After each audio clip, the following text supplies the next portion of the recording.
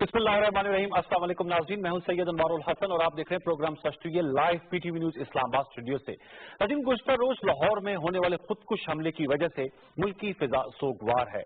Firozpur root पर कल हमने देखा कि शाम 4 बजे के करीब खुदकुश हमला हुआ, जब वहां पर मौजूद इंसदाद तजावुज़ात के स्टाफ के साथ पुलिस एहलकार भी मौजूद थे और अब लाहौर पुलिस के मुताबिक वहां एक खुदकुश हमलावर आया और उसने आकर अपने आप को फाड़ा, जिसकी वजह से अब तक की इत्तला के मुताबिक 26 अफराद शहीद हुए जबकि 50 से ज्यादा जख्मी हुए हैं और इन शोहदा में 9 पुलिस एहलकार भी शामिल हैं और जख्मियों में भी उनकी खासी तादाद पाई जाती है। इंतहाई अफसोसनाक और मजमूम कार्रवाई है और हमने देखा कि एक दफा फिर से जो मुल्क दुश्मन अनासर है उन्होंने पुरहजूम जगह पर जो है वो अपना निशाना ताना, जिसके नतीजे में इतनी बड़ी हलाकतें हुई और हमने ये भी देखा कि उस हवाले से अब पंजाब हुकूमत ने फैसला किया है कि GIT तश्कील दी जाएगी जो तहकीकात करेगी कि इस खुदकुश हमले के हवाले से। इसकी कल ही हमारे मीडिया रिपोर्ट्स के मुताबिक जिम्मेदारी तो कलअदम तंजीम तहरीक तालिबान पाकिस्तान ने कबूल ली थी, लेकिन ऑब्वियसली सिर्फ कबूल लेना काफी नहीं, उसकी तहकीकात करना भी लाजिम है। हम ये भी देख रहे हैं कि एक पैटर्न हमें नजर आ रहा है जो हम आगे चलकर सवालों की सूरत में भी लेकर आएंगे कि पुलिस निशाने पे है, चाहे वो लाहौर हो, कराची हो, चाहे वो कोयटा हो, पेशावर हो, कोहाट हो, मुख्तलिफ जगहों पर इस साल में हम आपको दिखाएंगे कि पुलिस को निशाना बनाया जा रहा है। एक तो इस हवाले से आज की नशिस्त में गुफ्तगू करेंगे, दूसरी जानिब यहाँ ये भी बताते चलें कि वज़ीर-ए-आज़म पाकिस्तान मोहम्मद नवाज शरीफ मालदीव के दौरे के सिलसिले में वहां पर मौजूद हैं। आज इनका जब वो मालदीव पहुंचे पुरतकाब इस्तकबाल किया गया और यहाँ ये भी बताते चलें जो मालदीव की 52वीं जो सालगिरह है, एनिवर्सरी आज़ादी की, उसमें प्राइम मिनिस्टर नवाज शरीफ जो है मेहमान खसूसी हैं। दोनों जो सदूर हैं उन्होंने मुश्तरका प्रेस कॉन्फ्रेंस भी की और प्राइम मिनिस्टर नवाज शरीफ का ये कहना था कि मालदीव के साथ मिलकर पाकिस्तान तमाम उन शोबों में तरक्की के मौके तलाश करेगा, बढ़ाएगा जिसमें हमारा कन्वर्जन ऑफ इंटरेस्ट है। प्राइम मिनिस्टर ने यह भी कहा कि मालदीव इस्लामाबाद में सार कॉन्फ्रेंस के इनेकाद का हामी। आपके इल्म है कि भारत की वजह से कॉन्फ्रेंस यहां पर नहीं हो सकी थी। मुल्क की सियासत में बात करें तो सुप्रीम कोर्ट जो है वही इस वक्त मरकज निगाह है। इमरान खान नाअहली केस के हवाले से आज समाअत हुई। 3 रुकनी बेंच जो कि चीफ जस्टिस जनाब साकिब निसार साहब की सरबराही में है, उन्होंने आज ये केस सुना। नईम बुखारी साहब जो इमरान खान के वकील हैं, उन्होंने इमरान खान साहब के टैक्स गोशवारे सील बंद बॉक्स में जमा कराए और दलाल दी और उन्होंने कहा कि इमरान खान का जो जराए आमदन है वो सिर्फ क्रिकेट से ही हुए हैं। इस पर जो दस्तावेजात उन्होंने जमा कराए, जो हनीफ अब्बासी साहब पिटिशनर है, उनके वकील अकरम शेख ने कहा कि ये गैर तस्दीक शुदा है। इस पर अदालत ने कहा है कि मजीद दस्तावेजात इमरान खान साहब चाहे वो लंदन फ्लैट की खरीदारी के हवाले से हो या लंदन में क्रिकेट की आमदनी के हवाले से हो, वो जमा कराएं।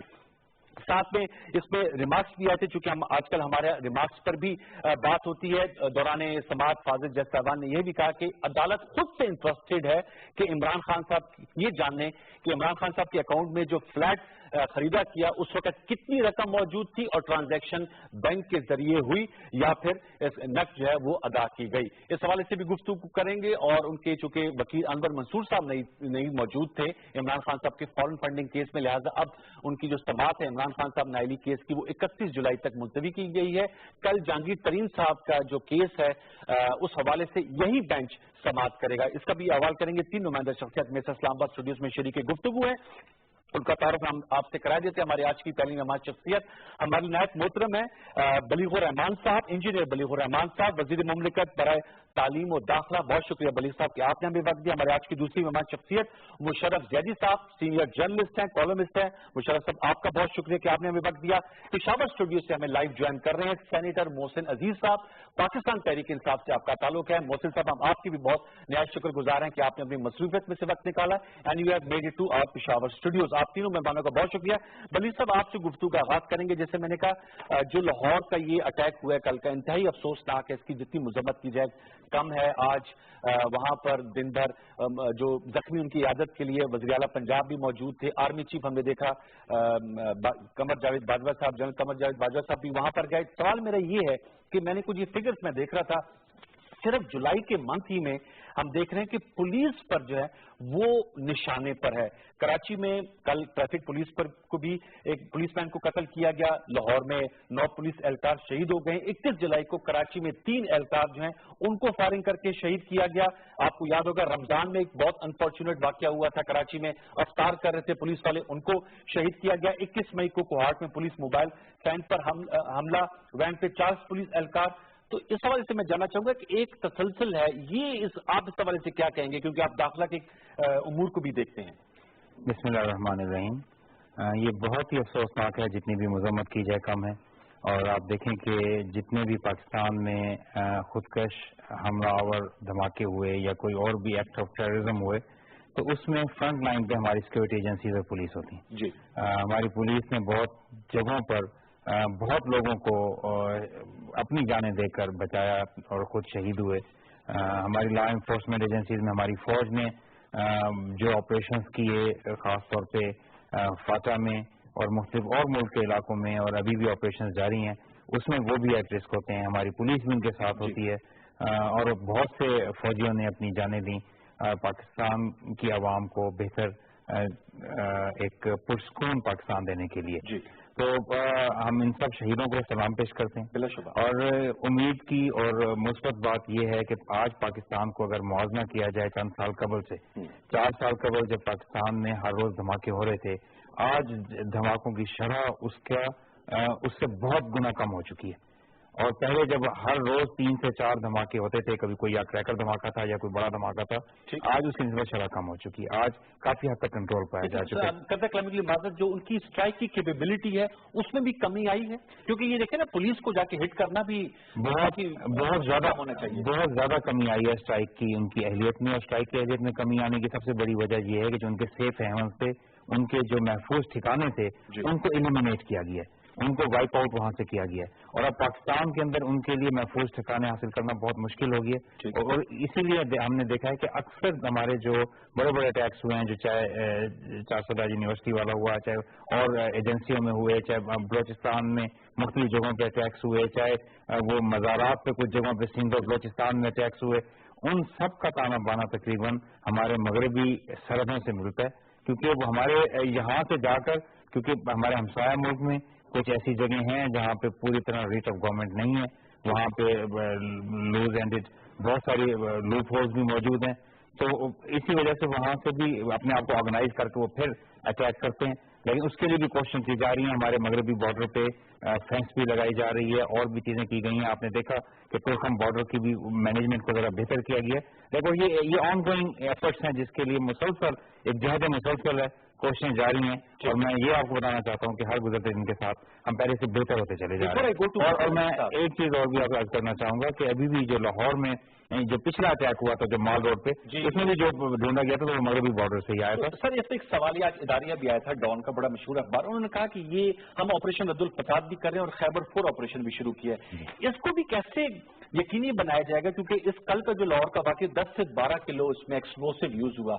ایک بارڈر ایریا سے لاہور بالکل ہارٹ آف پنجاب ہے اور کافی ٹریول ٹائم ہے, بہت سی لاتعداد چیک پوسٹ اس میں ہوتی ہوں گی.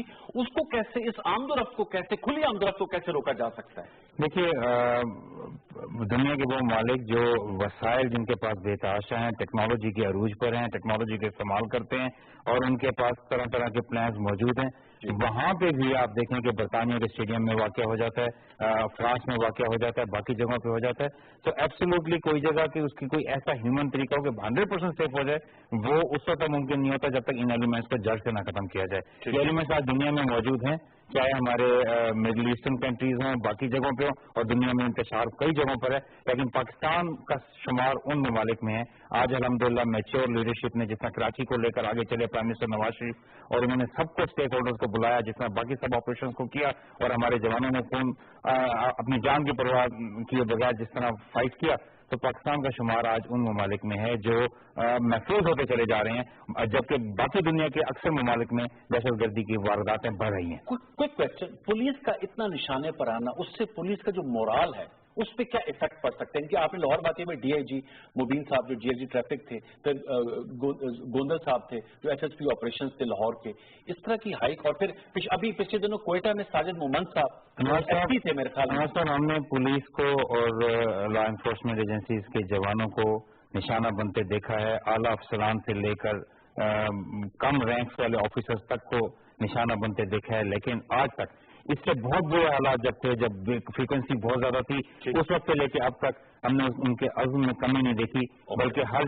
واقعے کے بعد وہ زیادہ فورس کے ساتھ، زیادہ جذبے کے ساتھ وہ موجود ہوتے ہیں. محسن عزیز صاحب، سر سب سے پہلے میں چاہوں گا کیونکہ یہ بہت ایک اہم معاملہ ہے، آپ کی میں ٹیک اس پہ لینا چاہوں گا. ابھی جو ہمارے پاس وزیر مملکت برائے داخلہ بلیغ الرحمان صاحب ہیں، وہ کہہ رہے ہیں کہ جتنے تانے وانے ملتے ہیں وہ مغربی سرحد سے اس کے جا کے جو ہے نا وہ تمام تعلق جڑتا ہے. میں آپ سے اگر پوچھوں آپ کو کیا لگتا ہے، ایک اچھی ایفرٹ کی گئی ہے اور اس کے نتائج ہیں، وہ تو نتائج واضح بھی ہیں. آپ الحمدللہ آج پشاور اسٹوڈیو سے موجود ہیں، پہلے پشاور اسٹوڈیوز آنے سے بھی لوگ معترض ہوتے تھے کیونکہ پشاور کینٹ میں یہ واقعہ ہے اور جو حالات تھے وہ تو بہت بہتر ہیں، لیکن ابھی بھی اس طرح کے حملے ہو رہے ہیں اور اس میں کافی زیادہ ڈیتھ ٹول ہے. 26 لوگوں کا اس طرح کل چلے جانا اور 56 سے زیادہ جس میں کریٹیکل انجرڈ بھی ہیں. کافی ایک بڑا دھماکہ تھا اور اس کے بہت ہی جسے کہتے ہیں اس کا ہیومن ٹول بہت زیادہ ہے اور اس سے کانفیڈنس لیول بھی کم ہوتا ہے. آپ کی حوالے سے کیا رائے ہے؟ دیکھیے، تو یہ کل کے واقعے پہ افسوس ہے اور اس کی مذمت بھی کرتے ہیں اور ساتھ ساتھ جو ہمارے بہن بھائی شہید ہوئے ہیں ان کے اوپر ان کے لیے مغفرت بھی کرتے ہیں. لیکن بات یہ ہے کہ ہمیں کچھ سول سرچنگ بھی کرنا چاہیے کہ یہ واقعات ضرور پہلے سے کم ہوئے ہیں لیکن مزید اس میں کمی آ سکتی ہے. لیکن دیکھنا اس چیز کا ہے کہ جو نیشنل ایکشن پلان تھا جس کے 20 پوائنٹس تھے، آیا ان پہ عمل درآمد ہو چکا ہے یا نہیں ہوا؟ میں سمجھتا ہوں اس میں جو ہے کمی ہے اور اس میں عمل درآمد کی کافی اس میں فقدان ہے. نیکٹا جو ہے اس کو فعال کرنے کی بات تھی، نیکٹا فعال نہیں ہوا. پھر ساتھ ہی ساتھ یہ کہ دیکھیے اب پورے ملک میں خاص طور پہ سندھ میں ہم نے دیکھا کہ رینجر کا جہاں تک تعلق ہے رینجر کو الاؤ کیا گیا، حالانکہ اس میں تھوڑی سی مزاحمت بھی آئی لیکن بار بار اس کو مزاحمت کے باوجود بھی اس کو بحال وہاں کیا گیا اور ان کا وہاں پہ جو ہے نا کردار جو ہے وہ کسی سے پوشیدہ نہیں. انہی کی وجہ سے جو ہے آج کراچی میں پہلے سے حالات بہتر ہیں. لیکن پنجاب میں ان کو جو الاؤ نہیں کیا جا رہا، کیوں ان کو روکا جا رہا ہے، یہ میری سمجھ سے بالا تر ہے. ساتھ ہی ساتھ یہ کہ ہمیں یہ دیکھنا ہے کہ جی دیکھیے جو پولیس ہے یہ اس کی ایک تو موٹیویشن کی بات ہے، ساتھ ہی ان کی ٹریننگ کی بات ہے اور ساتھ ہی ساتھ یہ ضروری ہے کہ جی ان کو ڈی پولیٹیسائز کیا جائے کیونکہ جب پولیٹیکل چیزوں میں وہ آ جاتے ہیں اور جب ٹرانسفر پوسٹنگ میں جو ہے یہ ان کے سلسلے آ جاتے ہیں پولیٹیکل لوگوں میں تو یہ ان کی موٹیویشن کافی کم ہوتی ہے. تو میں سمجھتا ہوں ان چیزوں کو دیکھنے کی ضرورت ہے. ان چیزوں کو دیکھنے کے ساتھ میں سمجھتا ہوں کہ ملک میں اور خیر آ سکتا ہے اور میں اس میں کوئی سیاست نہیں کرنا چاہتا کیونکہ یہ باتیں ہمارے سیاست سے بالا تر ہیں، پاکستان کی بقا کے لیے ہیں، ہمارے لوگوں کی جو ہے اس کی بقا کے لیے ہیں اور ان کی زندگی کے لیے. اس لیے میں سمجھتا ہوں کہ اس میں تھوڑی سی چیزیں ہمیں یہ دیکھنے کی بات ہے کیونکہ لاہور میں پے در پے یہ واقع ہو رہے ہیں. مال روڈ کا واقعہ ہمیں نہیں بھولا، اس کے بعد بیدیا کا واقعہ ہے، یہ تیسرا واقعہ اس سال میں ہو رہا ہے.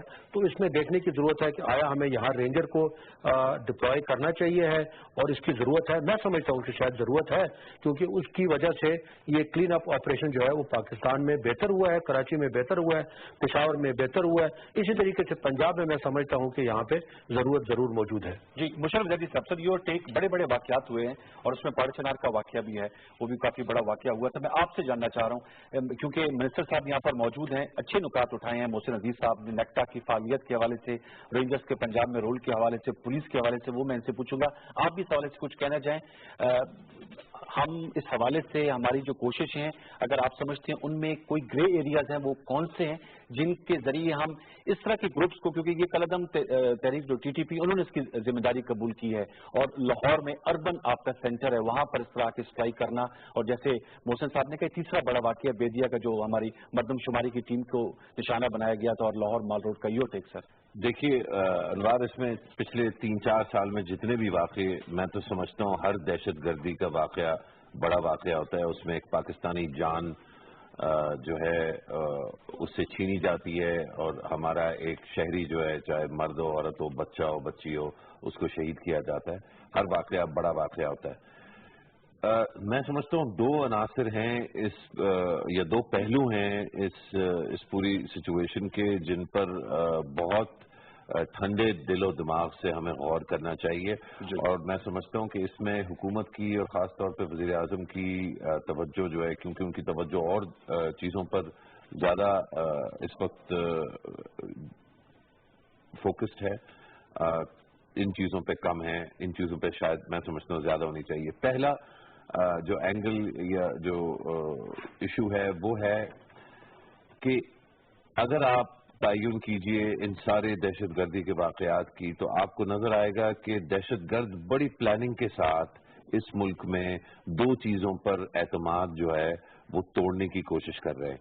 एक पाकिस्तानी का पाकिस्तानी पर एतमाद, और दूसरा रियासती अहलकारों का अपनी हिफाजत और दफ्तर या काम पे जाने का एतमाद। पुलिस को बार बार टारगेट करने का मकसद सिर्फ और सिर्फ ये है कि पुलिस एहलकारों में खौफ व हिरास फैलाया जाए। रियासती एहलकारों में, चाहे वो पोलियो वर्कर्स हों, टीचर हों, इलेक्शन वर्कर्स हों, जो भी रियासत के लिए काम करता है वो रियासत के सतून है। ठीक है कि हम उनकी तनकीद करते हैं और दुरुस्त करते हैं जब वो गलत काम करते हैं, लेकिन वो हमारे सर, पैर, आंखें, कान सब कुछ हैं। अगर वो लोग अपने नौकरी पर, अपने काम पे लगन से नहीं जाएंगे तो ये रियासत और इसका पूरा ढांचा जो है वो गिर जाएगा। तो उनका मकसद दहशतगर्दों का ये है कि रियासत की जो बेसिक सतून है उसमें दरारें डालें और एतमाद का फुकदान पैदा करें। एक दूसरा, आप नोट करेंगे कि इतने सारे दहशतगर्दी के वाकयात जो है उनकी स्पेसिफिक टारगेट जो है हमारी अक़लियतें हैं।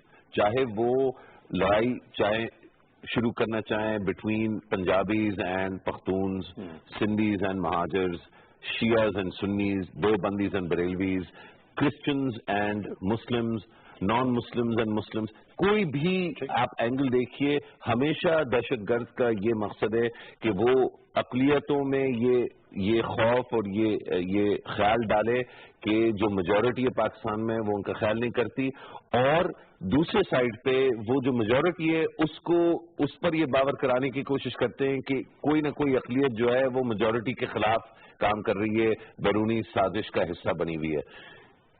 मकसद क्या है कि पाकिस्तानी बहन भाई से लड़ पड़े, अगर एक दूसरे को मारे ना तो कम से कम सोशल मीडिया पे गाल गलोच दें एक दूसरे को, और ये जो तफरीक है और ये जो डिस्टेंसेस हैं ये बढ़े।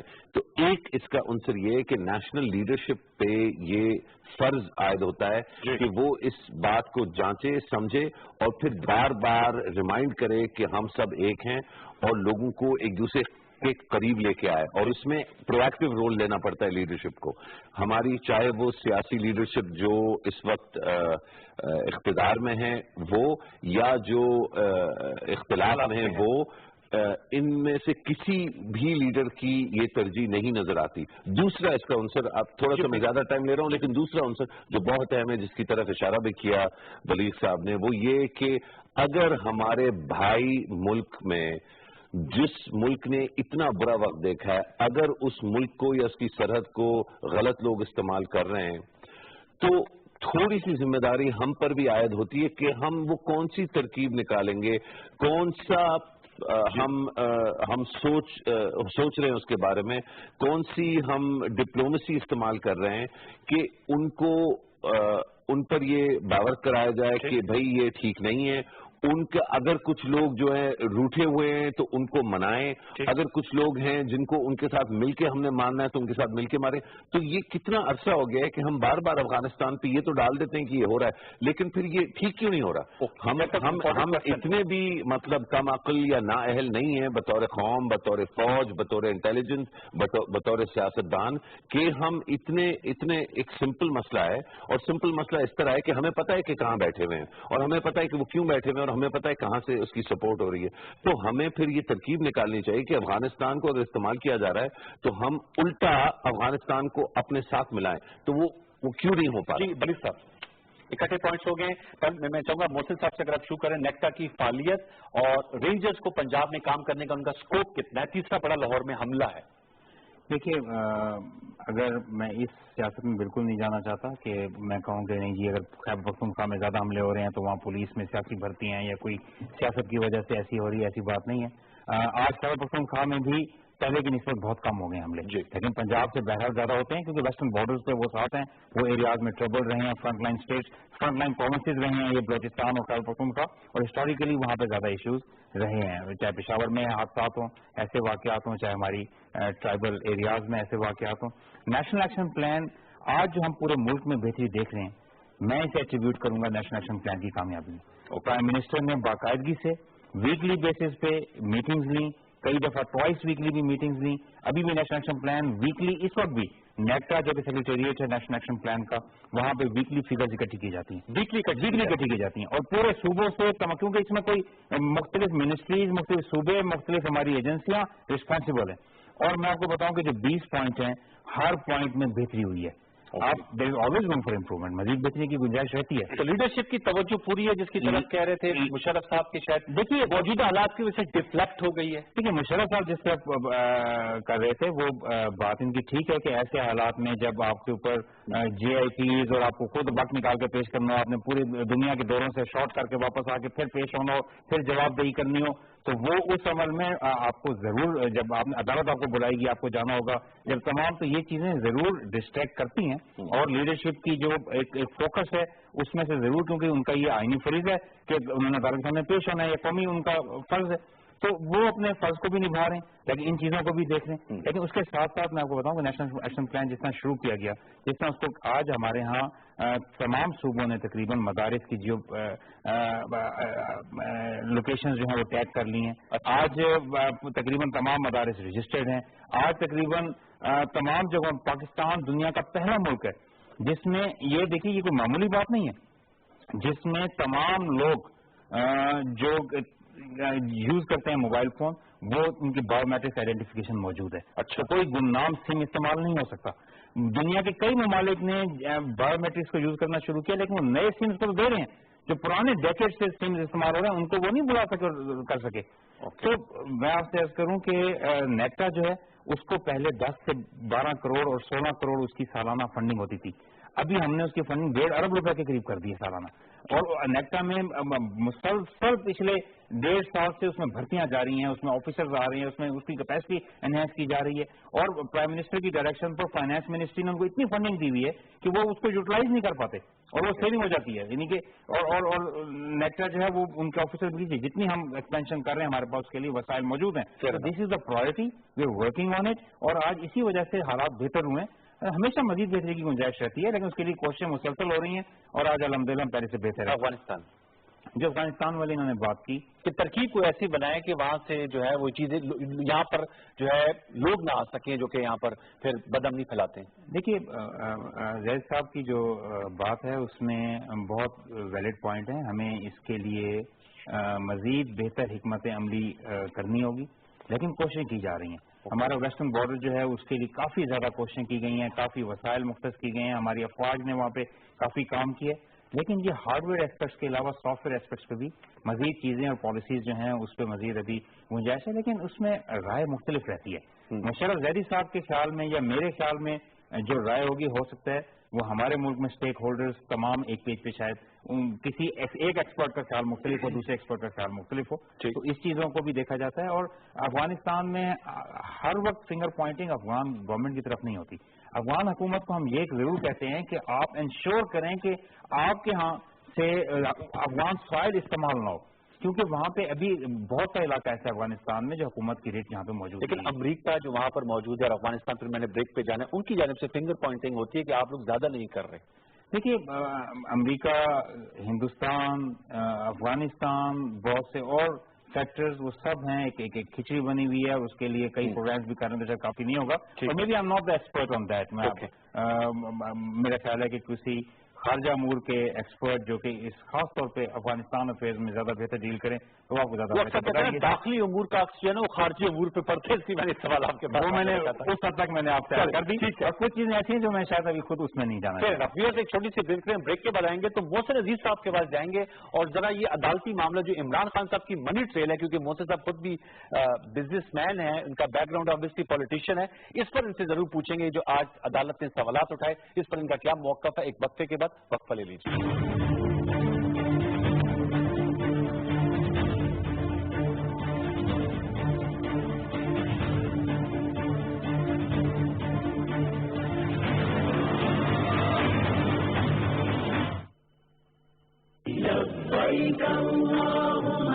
متوازن غذا۔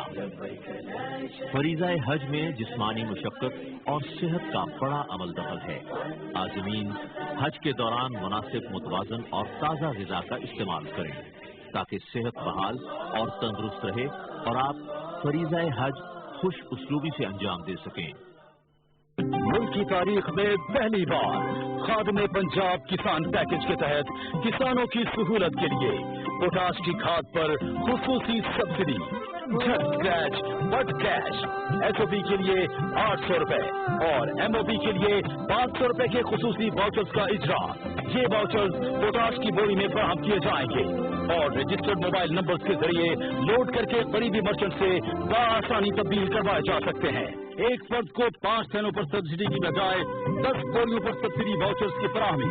1 جنوری سے 30 جون تک 10 بوریوں پر سبسڈی وصول کرنے والا زمیندار 1 جولائی سے 31 دسمبر تک دوبارہ 10 بوریوں پر سبسڈی حاصل کر سکے گا۔ غیر رجسٹرڈ کسان آج ہی زرعی ہیلپ لائن پر اپنی رجسٹریشن کروائیں اور فصل کے معیار، قوت مدافعت اور صلاحیتوں میں اضافہ پائیں۔ سستی پوٹاش کھیتوں کھلیانوں میں، بھری ہے خوشیاں گھرانوں میں۔ مزید معلومات کے لیے زرعی ہیلپ لائن پر روز کال کریں۔ کسان کی خوشحالی پاکستان کی خوشحالی۔ محکمہ زراعت، حکومت پنجاب۔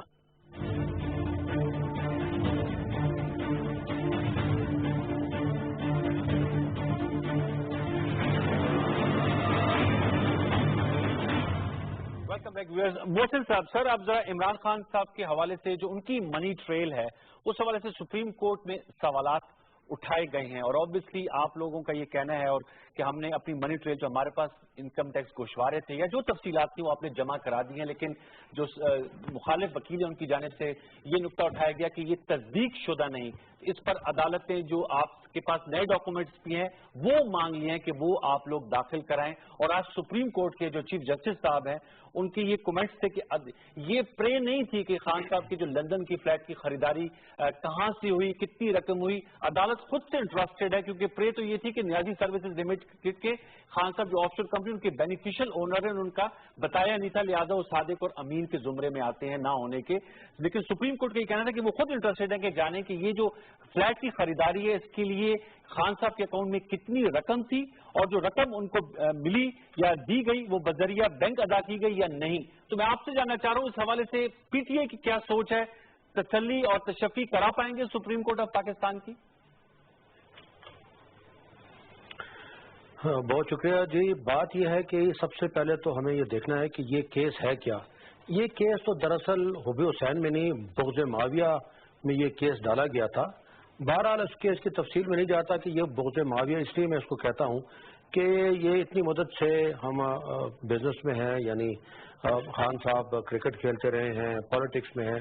جب سے انہوں نے پاناما کا یہ کیس کو بالکل مرد مجاہد کی طرح انہوں نے کھڑے ہو کے اس کو چیلنج کیا اور اس کو کہا کہ یہ عوام کے سامنے یہ سچ ہو جائے، دودھ کا دودھ پانی کا پانی ہو جائے، اس کے بعد سے یہ کیس نکلا، تو یہ میں اسی لیے اس کو بغض معاویہ کیس کہتا ہوں۔ بہرحال دیکھیے دونوں کیسز میں ایک تو بہت بڑا فرق ہے۔ ایک آدمی، ایک شخص جو ہے، ایک خاندان جو ہے وہ پچھلے 30 سالوں سے کسی نہ کسی طریقے سے حکومت میں رہا، فائنانس منسٹر رہا، اس کے بعد جو ہے نا وہاں پہ چیف منسٹر رہے، پھر 3 دفعہ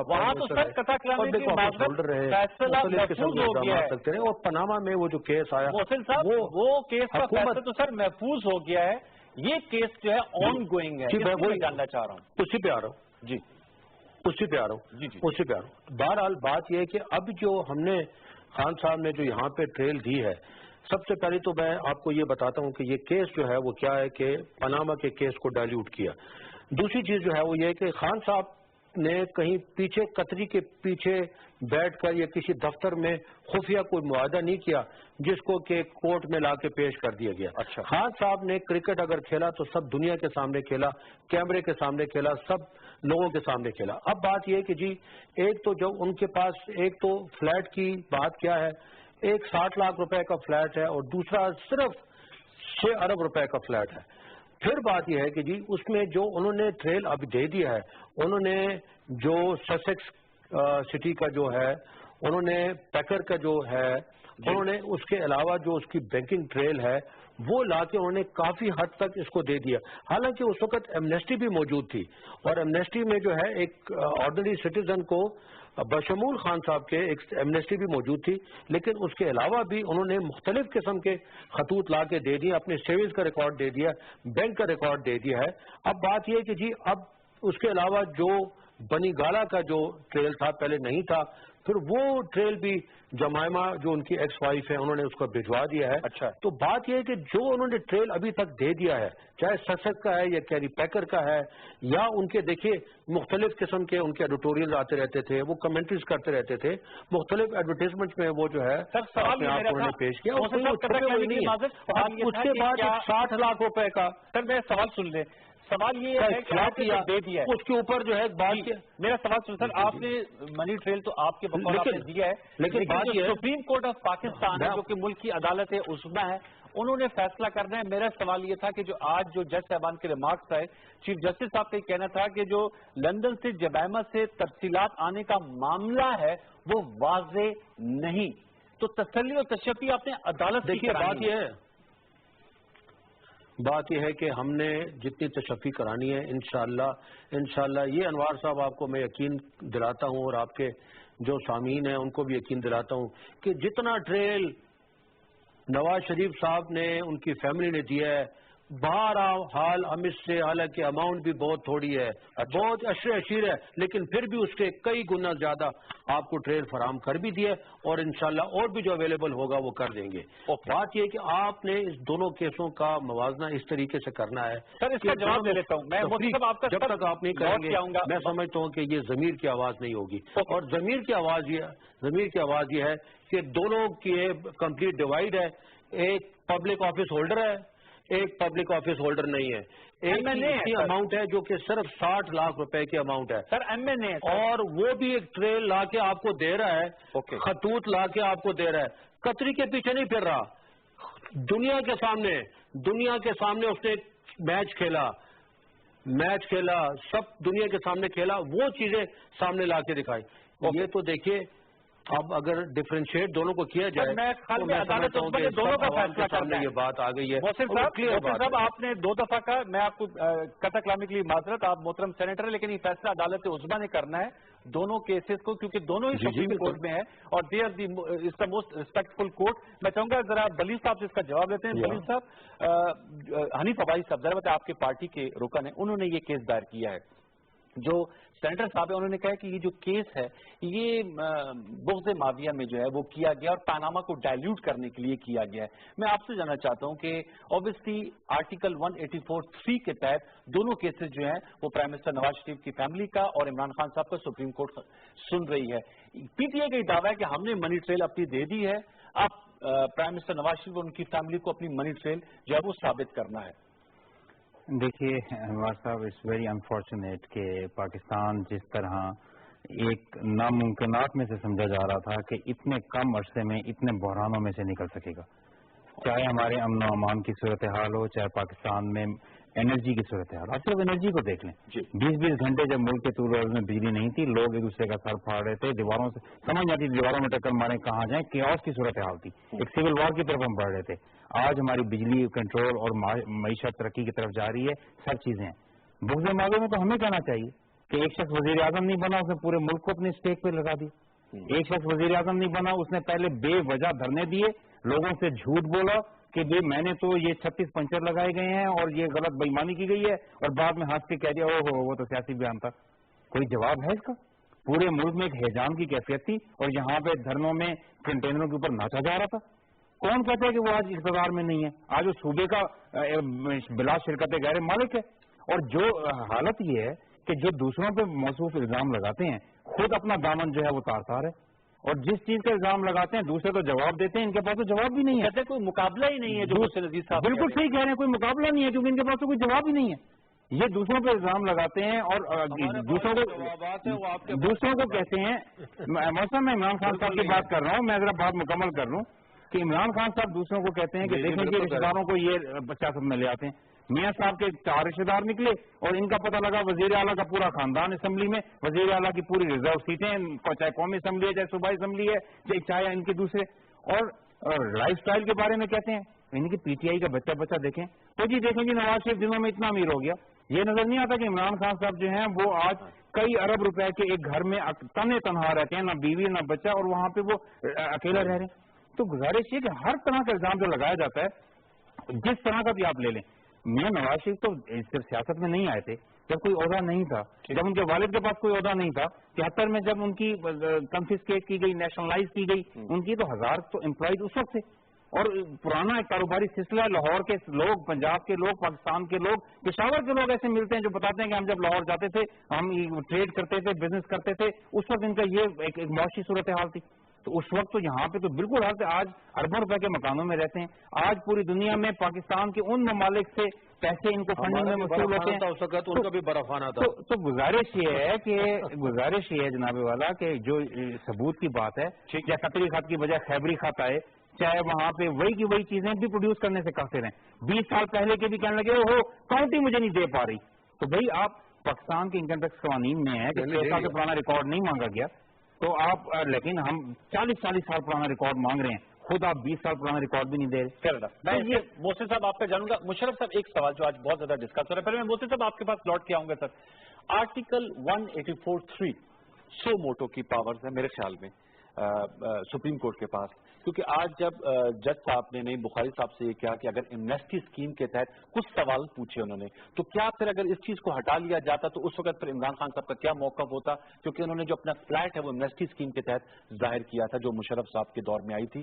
اس پہ نعیم بخاری صاحب نے کہا کہ جو آرٹیکل 62 ہے اس کو ایک فیصلے کا حوالہ دیا جسٹس عظمت سعید صاحب کا، جس میں انہوں نے کہا پولیٹیکل انجینئرنگ کر کے نہیں جوڑا جا سکتا آرٹیکل 184(3) کو 62 سے۔ تو یہ جو اب ہو رہا ہے پرائم منسٹر نواز شریف کے حوالے سے چونکہ فیصلہ محفوظ ہے، لیکن اس میں بھی محسن عزیز صاحب کی جماعت پٹیشنر ہے، خان صاحب خود ہیں، انہوں نے کہا تھا کہ 62 63 کو دیکھیں اٹریکٹ ہوتی ہیں یا نہیں۔ آج حنیف عباسی صاحب کہہ رہے تھے آپ خان صاحب کا دیکھیں کہ کیا 62 63 اٹریکٹ ہوتی ہے یا نہیں۔ تو یہ اس کو آپ کیسے دیتے ہیں آرٹیکل 184(3) اور اس کو جوڑنا 62 63 سے؟ میں انوار بڑی سچائی کے ساتھ 184(3) سے واقف نہیں ہوں، میں نے پڑھا نہیں، لیکن کیونکہ جب تک میں خود نہیں پڑھوں گا تو میں اس پہ زیادہ کامنٹری نہیں دے سکتا۔ یہ بات تو کل بھی جو ہے دیگر شوز میں ہوئی 62 اور 63 والی، صادق اور امین والی، جی، اور ایک آرگیومنٹ یہ ہے جس کا اپنا ایک وزن ہے کہ 62 اور 63 پہ تو بہت سے لوگ جو ہیں وہ نہیں آئیں گے، لیکن کیا اس کا یہ مطلب ہے کہ اگر معاشرے میں ہم یہ تسلیم کر لیتے ہیں کہ خامیاں ہیں جی، اور ہم سب جو ہیں ہم غلطیوں کے اور مطلب جو ہے پتلے ہیں، ہم سے غلطیاں ہوتی ہیں، تو لیکن اگر اس سچائی کو تسلیم کر لیں تو کیا ہم یہ بھی تسلیم کر لیں کہ ہم یہی چاہتے ہیں کہ ہمارے لیڈران میں وہ ساری خامیاں ہوں جو ہم جانتے ہیں معاشرے میں، یا ہم اپنے سے بہتر لیڈر چاہتے ہیں؟ ہم چاہتے ہیں کہ جتنا احسن جو ہے لیڈر ہو اور جتنا احسن طور طریقہ ہو جس کے تھرو ہم لیڈروں کا چناؤ کریں، وہ ایک ریاست کے طور پہ اور ایک معاشرے کے طور پہ ہمیں ایسپریشنل ہونا چاہیے یا ہمیں سینیکل ہونا چاہیے؟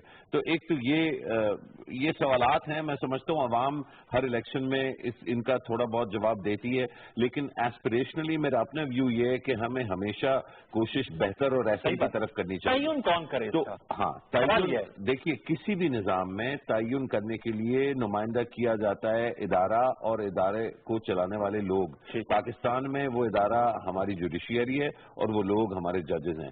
اب اس کیس میں جو بہت افسوسناک چیز ہے وہ یہ ہے کہ کیونکہ یہ ایک سیاسی کشمکش کی پیداوار ہے یہ پورا کیس، تو اس میں ہر طرح سے جہاں بھی کوئی موقع ملتا ہے کسی بھی پارٹی کو، پارٹی نہ صرف سیاسی جماعتوں کی میں بات کر رہا ہوں، کوئی بھی فریق پارٹی جس میں میڈیا بھی شامل ہے، جس میں کافی حد تک میں اور آپ بھی شامل ہیں، تو ہم جہاں بھی ہمیں موقع ملتا ہے ہم اور انتشار بڑھاتے ہیں۔ ہم سوچتے ہیں کہ اگر ہمارا جس کے لیے ہمارے دل میں ہمدردی ہے، اگر اس کے اوپر زیادہ پریشر آ رہا ہے کورٹ سے تو کورٹ کو گالیاں دینا شروع کر دو، اگر ہمارا دل زیادہ کورٹ والوں کے پاس ہے تو ہم جس کی جانچ پڑتال ہو رہی ہے کورٹ کے تھرو اس کو گالیاں دینا شروع کر دو، اگر عمران خان جو ہے نواز شریف کے پیچھے جا رہا ہے تو عمران خان کو گالیاں دو، اگر خان جو ہے وہ نواز شریف کے پیچھے لگا ہوا ہے، تو نواز شریف کو مطلب یہ ایک فری فار آل جو ہے ہو گیا ہے. اس میں کسی نہ کسی لیول پر، کسی نہ کسی پوائنٹ پر لیڈرشپ کا، میں نے پہلے بھی جو دہشت گردی کا مسئلہ تھا اس میں بھی لیڈرشپ کا فقدان ہے، اور اس وقت خاص طور پہ ہمیں مورل لیڈرشپ کی ضرورت تھی. اگر واقعی پوری قوم کے لیے مورل لیڈرشپ پرووائڈ کر سکتے یا خان صاحب یا عمران خان صاحب یا کوئی تیسرا فرد یا پارٹی، تو اس وقت شاید یہ جو فری فار آل ہے جس میں ہم سب بلنڈر میں گھستے جا رہے ہیں اور بیسکلی اپنی اپنی پسند کی بیسس پر ہم اپنے اپنے فیصلے دیے جا رہے ہیں. مورل لیڈرشپ سے کیا مراد ہے سر؟ لیڈرشپ تو ہوتی ہے جو تھرو ووٹ آتی ہے. بلی صاحب آپ کے برابر میں تشریف فرما ہے، الیکٹورل لیڈرشپ MNA ہے نا جی. اس میں لیکن آپ نے بڑا زبردست اور حسین سوال پوچھا ہے جس طرح آپ نے بیان کیا.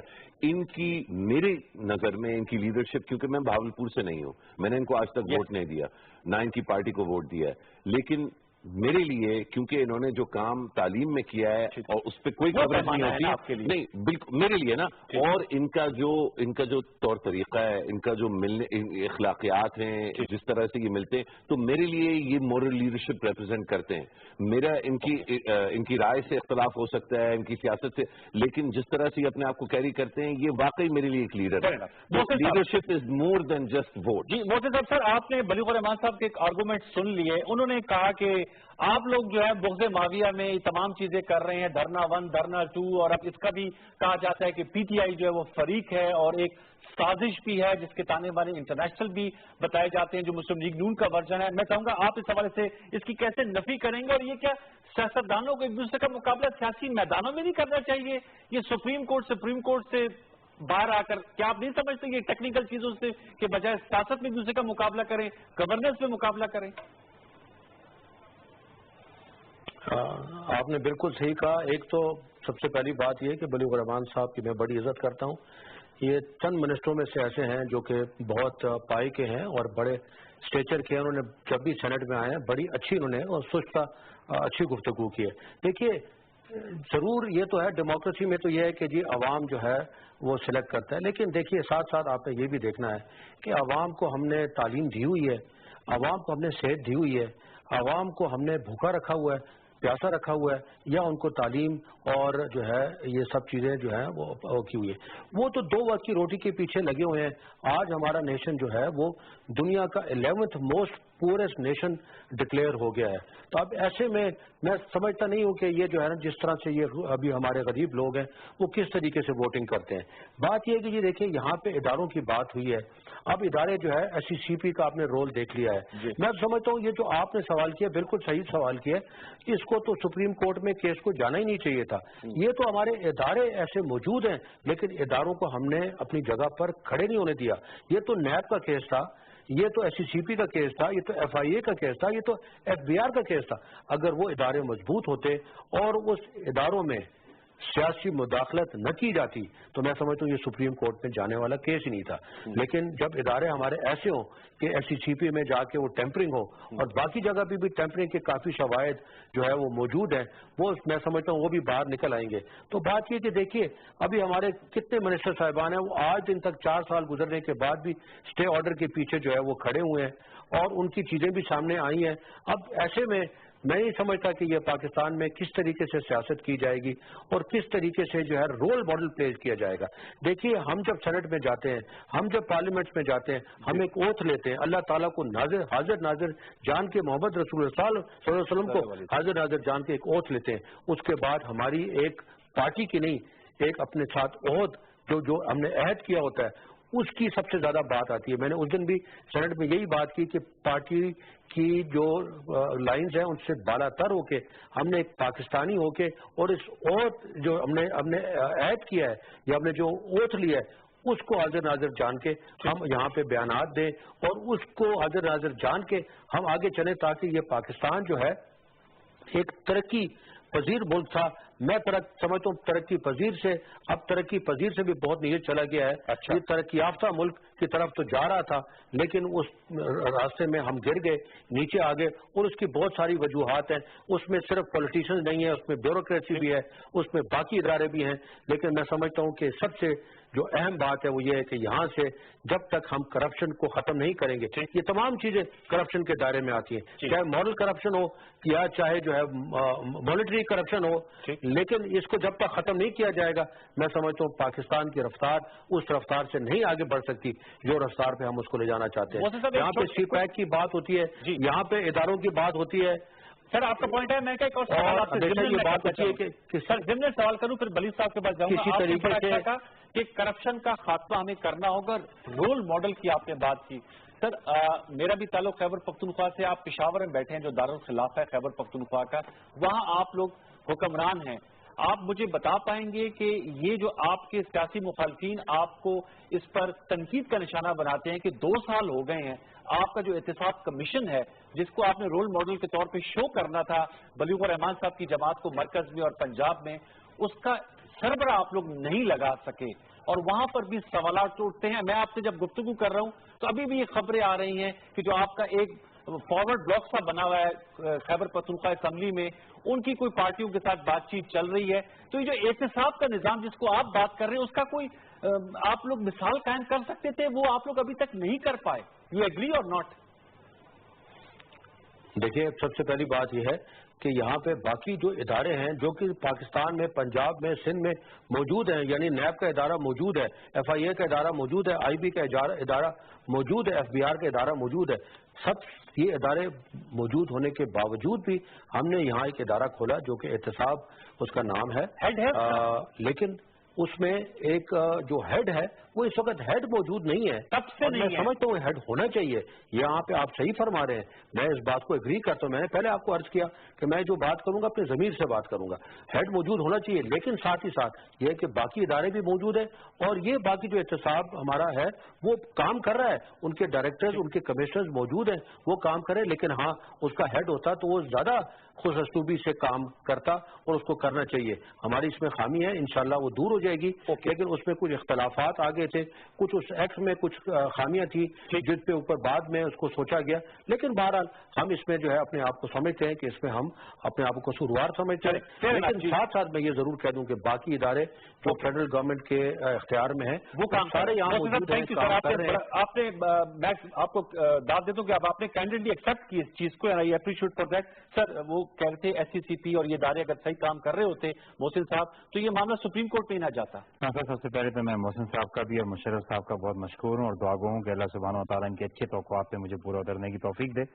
गुजारिश ये है कि जब आपने प्रोग्राम शुरू किया, मुझसे पहला सवाल किया, तो मेरा पहली फिक्रा ये था कि इट इज़ वेरी अनफॉर्चुनेट कि हम जिस तरह कोर्ट्स में और जिन सुपरफिशियल बातों पे हम लड़ रहे हैं और पाकिस्तान जो तरक्की कर रहा था और उसकी तरफ फोकस करने की बजाय अब, और ये अनफॉर्चुनेट है कि इस पे इस वक्त ज़ेर बहस कोई मौजूदा दौर में किसी मेगा प्रोजेक्ट में करप्शन की बात नहीं हो रही।